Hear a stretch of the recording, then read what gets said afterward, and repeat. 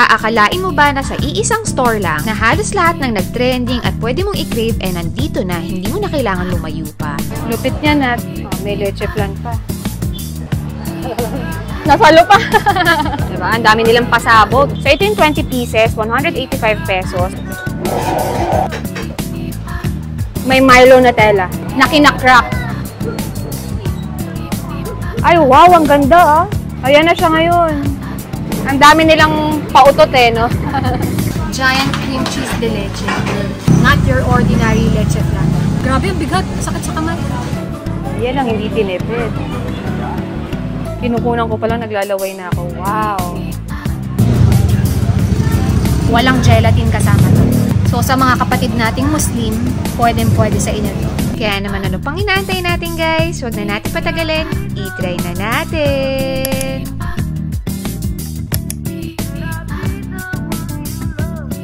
So guys, nandito tayo ngayon sa may Tondo para puntahan yung sobrang sumisikat na nag-o-offer ng giant leche flan. At wag ka guys, cream cheese leche flan ang ino-offer nila, kakaiba. Kaya, titikman natin. Let's go, samahan niyo ako.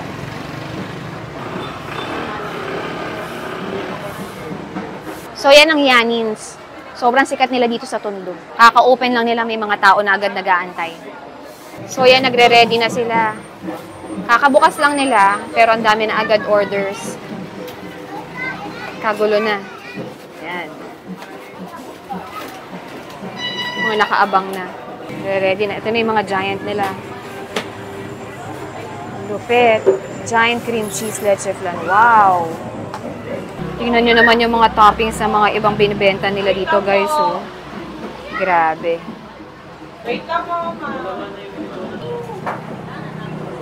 Wow. Yan ang hindi tinipid. May mga extra sauce pa. Ano po yan, ma'am, yung nilalagay? Honey syrup. Ah, wow. Honey syrup daw. Wow. Siksik, oh.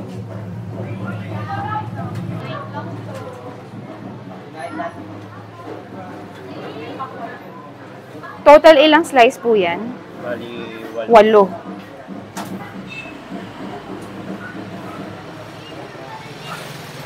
Galing. Kinukunan ko palang naglalaway na ako. Wow. Kita nyo yan, guys. Wow.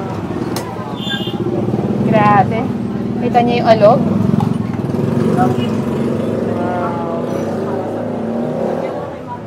Araw-araw nga daw ganito yung sitwasyon sa kanila. Paano ba namang hindi tatangkilikin ng sobrang daming tao ang dami mong pwedeng pagpilian talaga dito. Literal na araw-araw ang dami nilang ginagawa dahil sa dami rin ng customers na dumadayo.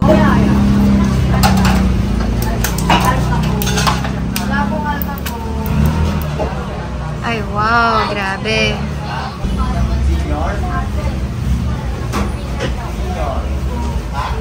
Giant cream cheese de leche. So, leche flan siya na nilagyan ng cream cheese. 915, ganito kalaki. 8 slices na. First slice niya, 120. Tama po na wala? 120. So, ito yung 120 nila. First slice. Ito yung isang buo. 8 slices yung kayang gawin.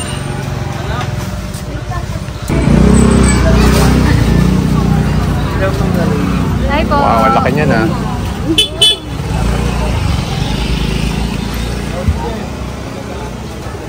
Laki oh. Tulungan mo ako kasi mabigat. Yan, hindi, kaya na. So, hindi lang basta leche flan to. Cream cheese de leche. Not your ordinary leche flan. Grabe, ang bigat. Sakit sa kamay. Ang alay ah. Bigat. Hindi kaya ng isang kamay. Kaya naman kung malakas ka talaga. Parang nanghihinayang akong bawasan yung isang giant cream cheese de leche eh. 950 pesos. Oy!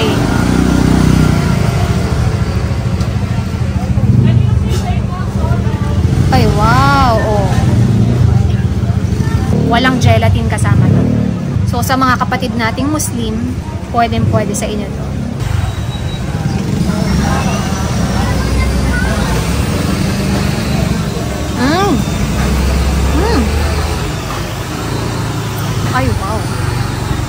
Not too sweet. Syempre matamis siya, yung pinaka-top. Pero pag hinimay-himay mo yung lasa niya, creamy, milky, very light yung lasa niya. Kung tatanggalin mo tong top, ito lang yung titikman natin. Sige, ito lang. Ito na muna. Without the top na nandun yung pinakamatamis. Yan. Ayan o. Tignan niyo yung texture. Walang halong gelatin to, guys.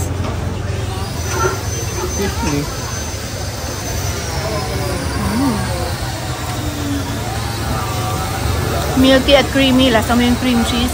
Not too much. Konti lang. Enough para malasahan mo may cream cheese. For me, solid to. Actually, pwede tong pangregalo. Social, hindi ka mapapahiya. Pag merong may birthday, kandila na lang kulang. Para may iba naman, di ba? Maganda dyan, looks familiar. Pero pag natikman mo, Not your ordinary. medyo leche flan, masarap na on its own. Then may cream cheese ka pang hinalo.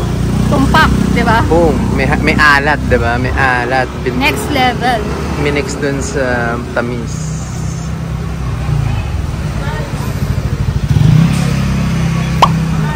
So, ito naman yung tatry natin ngayon. 1 liter na thick Milo. Wow. Tapos, ito yung mga gagamitin nilang toppings. Yan lahat yun.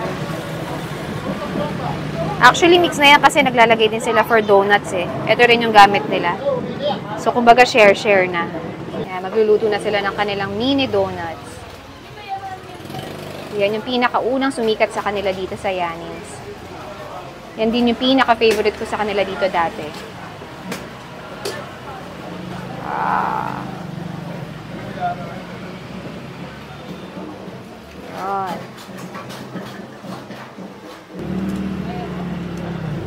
Yan. So, sa isang lalagyan nila, 20 pieces. Ito yung Nutella kung tawagin, ano? Tapos ito naman. White Toblerone.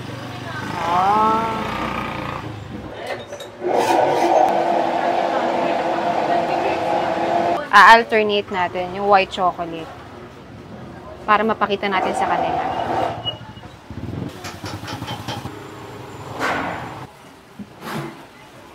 Kasya pa. Sisiksik na lang. Yes po. Medyo loaded po. Loaded. Para mas mukhang siksik eh, no? Yan. Kada isang luto, 12 ang laman kasi, no? Ng machine.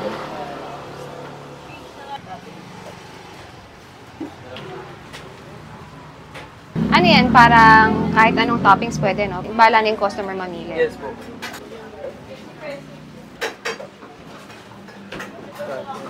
Kasya pa isa, siksik. Mas overload po talaga siya. Kaya nga eh.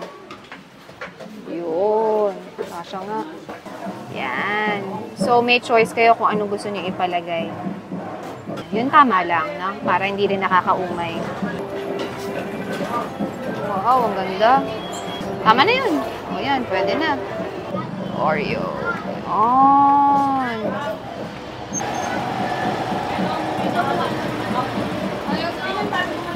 Wow. Ang ganda. Lupit niya na. Tapos magkano to, kuya? 185 lang po siya. 185. So, guys, ito yung pinaka-kauna-unahang nagustuhan ko sa Yanins. Kung napapanood nyo na yung mga vlog ko before, ito yung unang-unang finiture ko sa kanila. Pero dati kasi marami pa silang ino-offer na ibang dip eh. Ngayon, Nutella na lang tsaka white Toblerone. So, ganun pa rin. Marami pa rin silang toppings. Ang siguro pinaka-nadagdag na lang nila is Biscoff kasi late na rin naman siya nauso. So, ito yung 20 pieces, 185 pesos. Meron din silang 12 pieces, 120 pesos. 8 pieces naman, 75 pesos. So, nasa sa inyo. Wow! Oh my gosh!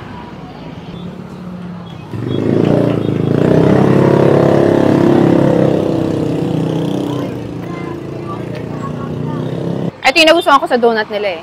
Laging bagong luto, mainit-init mo pang makakain. Tsaka yung mini donut nila, yung size, perfect sa isang subo. Kumbaga sa isang subo mo, naandun na lahat yung lasa. Kahit yung pinaka-dip nila, warm. Ngayong next naman yung itatry natin, yung white Toblerone with Oreo. Let's go.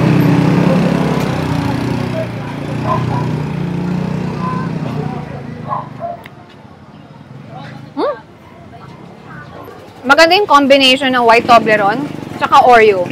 Actually, ang kinagandahan kasi netong ino-offer nila na mini donuts, ang lambot ng donuts nila. Tapos, yung nabibigay na texture ng bawat toppings, crunchy. So, nagmi-mix sa isang bite mo, may soft, tsaka crunchy. Yun ang kinagandahan. Sa isang bite pa lang, kuha mo na yung lasa na hinahanap mo. Dito naman tayo sa chocolate with sprinkles. Another colorful. Huli natin yung pinaka-favorite ko na bisco. Late lang sila nagkaroon yan eh. Yung unang feature ko sa kanila ng mini donuts, wala pang bisco. Yan. Woo! It's good to be back.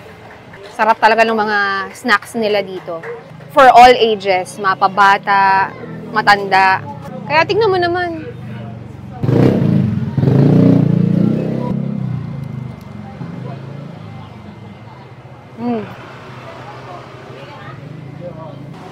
Ang ganda kasi ng texture ng pinaka-mini donut nila eh. Alam niyo yung fluffy, yung pagkalambot niya, tsaka yung bounce kasi. Tsaka hindi pa guys, imagine niyo sa 185 pesos nyo, ang dami nyo ng matitikman na lasa. Ang daming toppings, ang daming flavors. Tuwan-tuwa yung mga kids nito. Actually, may mga nakaabang na nga sa side eh. May mga nakaabang na. Kinokontrata na nila kami. Tama ba? Ayan no, kanina pa ako kinokontrata eh. Kuha ako ng sa gitna. Para mas marami. Yan, oh. In one box. Ito yung matatawag mo na sulit.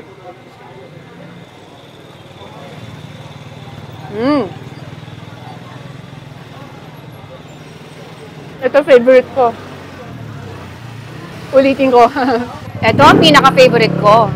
Simple lang yung itsura niya. Actually guys, tignan nyo. Sa kanilang lahat, ito yung pinaka-simple. Pero siya yung pinaka-favorite ko. Lahat masarap. Lahat ng toppings.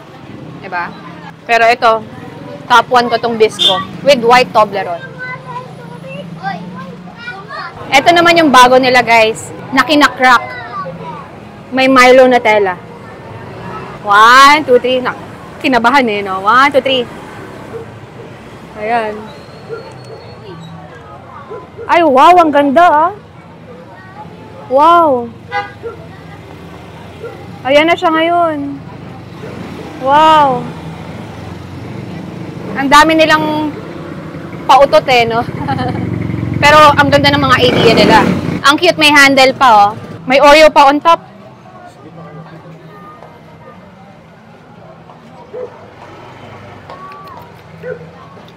Very refreshing. Actually, yung pagka-chocolate niya, light lang, ah. Dahil siguro marami na siyang ice, tsaka blended siya.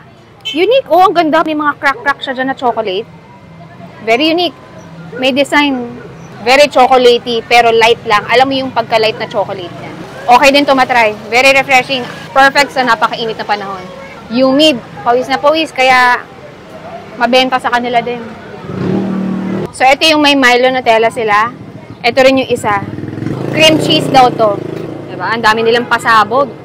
So, move on na tayo dun sa isang next na itatry natin. Yan naman yung 1 liter nila. Na Milo thick. Pinupuno nyo talaga, no? Tapos may laman na siya sa loob. Okay, madam. Malos po, tsaka po isang nila. Ano yan? Bukod pa sa... Ice ba yung nilalagay dyan? Tapos, madam, crush ice po. Crush ice. Tapos, may toppings din po siyang malo sa ibabaw, tsaka nuts. Ay, wow, dami ah. Tapos, may cream o rin po. Tapos, leche po. Magkano po yan? 139 lang po. 139. Laki, no? Pwede na for sharing yan. Pero kung mata ko lang po kakain, at kung gusto niyo po gusto magka-diabetes. Oh, true. Diabetes overload. Tapos, Condensed.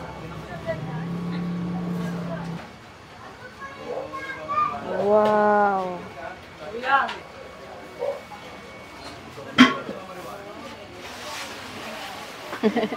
Chocolate overload yan, ah.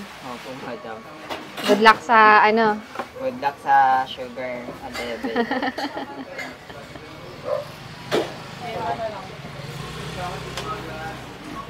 Wow. May dalawang po, crema po sa inyo. Kasha pa ba? Ang lupit. Yun eh. Oh, may leche flan pa. Oh, lupit. Oh. Tignan nyo naman to, guys. Ito yung Milo Thick de Leche nila na 1 liter. Kasi laki na ng mukha ko at tignan nyo yung toppings. 139 pesos isang ganito. Hindi kaya ng isang tao to. Unless sobrang hilig mo sa matamis. Pwedeng for sharing to para hindi naman super nakakalula, no? So, try muna natin yung pinaka-leche flan nila. Yeah. Leche flan with... Try na natin yung ibang ano pa. Oh. With nips, marshmallow, tsaka yung pinaka-thick Milo.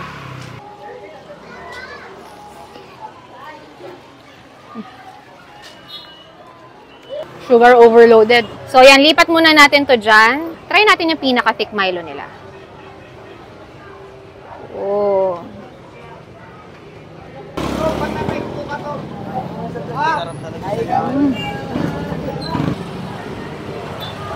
Sabayan na natin ng sabaw.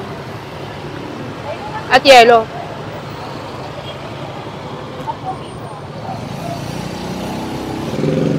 Kailangan lagi yung sasabayan ng yelo. Tsaka yung pinaka-milk, yung sabaw niya.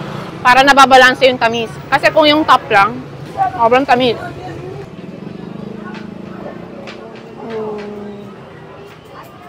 Yeah. Nasalo pa. Galing natin sumalo ah. Gupin na lang natin. Nahalo na natin eh.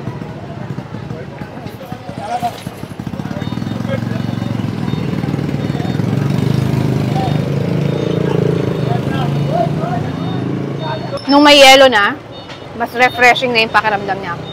At nawawala yung tamis, nababalanse. Kasi mas maraming yelo eh. Tapos may gatas. 139 pesos lang. Good for sharing na to. Hati nyo. Kahit tatlo kayo, pwede to. Yanins. Mga solid na food tripan. Merienda. Guys, open sila 4 p.m. or minsan 5 p.m. hanggang madaling araw, 4 a.m. May Facebook page sila. Kontakin nyo lang. Pwedeng online order sa kanila.